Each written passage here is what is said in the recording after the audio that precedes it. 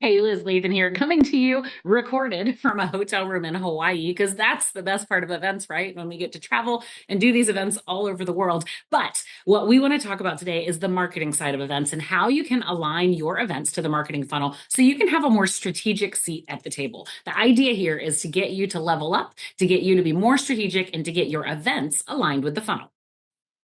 So I'm calling this my mini B2B event marketing career accelerator, helping you make the most of your event marketing career. A little bit about me. I have led global event teams for a couple of Fortune 500 companies. I kind of came up through the ranks as a global event director, leading conference programs, proprietary events, and third-party trade shows, field marketing, and all the fun things. And what I want to talk about today is helping you align your events to the marketing funnel and using the strategic words you need to get that seat at the table. So these are just a few of the glossary terms that I want you to be familiar with, from performance marketing to personas to even APIs, but fully understanding multi-channel and omni-channel marketing. We're not going to have time to touch on all of these, but I do have a full class on Club Ichi if you want to take this on demand and get through all of it. But for today, this is your little sampler of modern marketing. So first, the differences between traditional and modern marketing. If you think back to the olden days when there were 3 TV channels and a newspaper, the only real way to market was by putting your product in front of as many people as you could. There was no segmentation and there wasn't really a whole lot of audience targeting. But modern marketing allows us to use our digital tools and take a customer satisfaction point of view. So we can look at our products through the lens of our customers. We should be doing this with our events too. I'll tell you what I mean. This is called the marketing funnel and the buyer's journey. The marketing funnel is awareness, consideration, and purchase.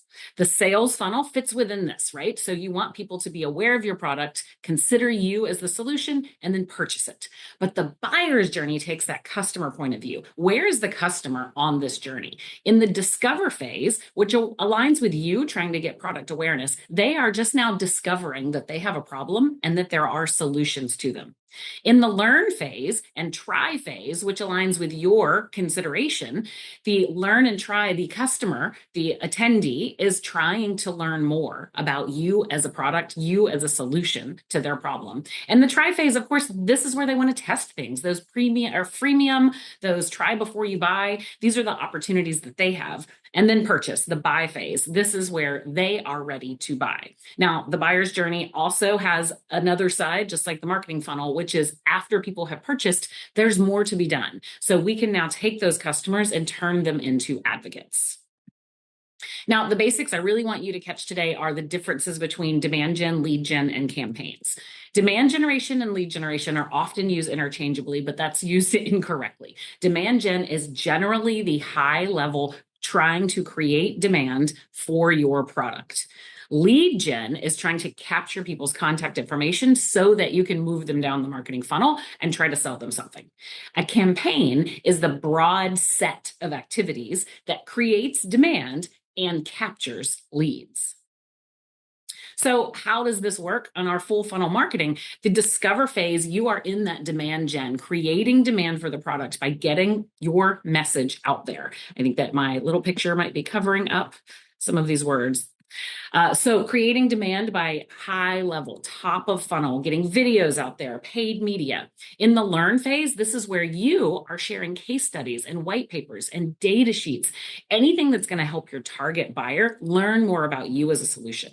In the try phase, this is where you get your product into their hands, giving them a trial, offering them a webinar or a sample or these low-cost options. In the buy phase, you make the sale. And now once you've converted them, you can start using training, usage-based discounts, and other things to keep them in the bottom of the funnel purchasing more. And then the advocate phase. Can you turn them into champions? Can you keep them engaged with certifications, with training offers, with conference speaking sessions?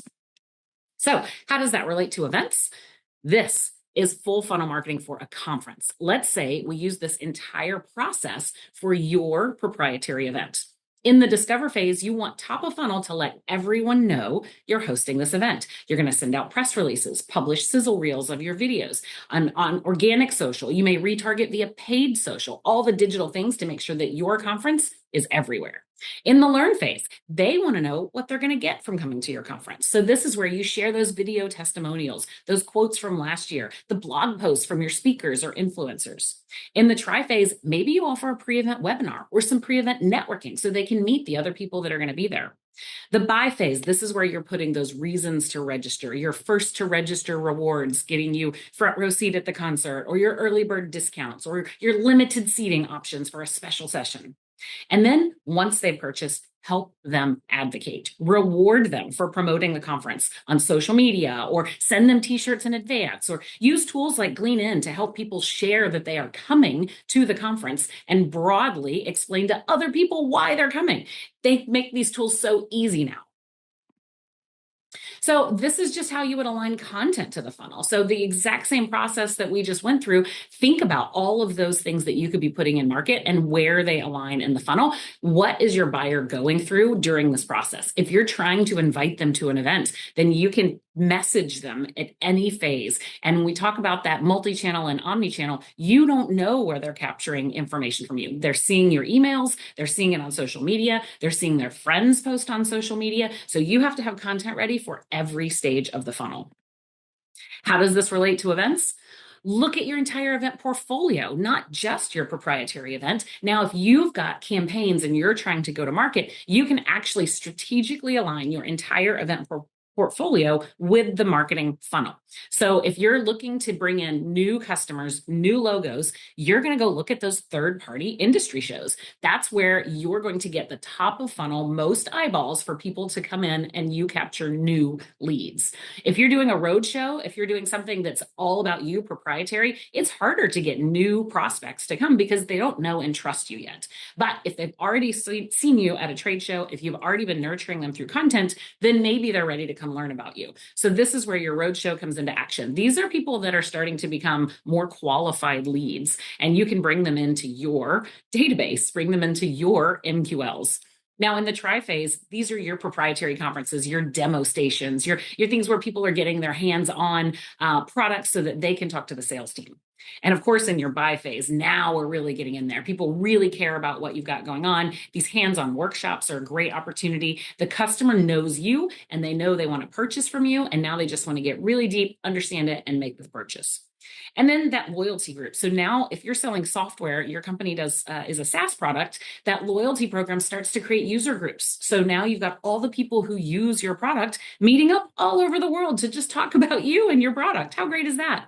And then advocates. Can you turn customers into influencers? These micro influencers are way more influential than a Kim Kardashian post on Instagram because they are your people. They understand you, your product, and they will bring their people along with them. So this is my little top of the funnel about modern marketing for event professionals. If you would like to see more, Club Ichi is the place. We've got lots of education and you can learn more about the full marketing funnel and how it relates to your events. But good luck. Now you know the terms that you can go use in your next meeting.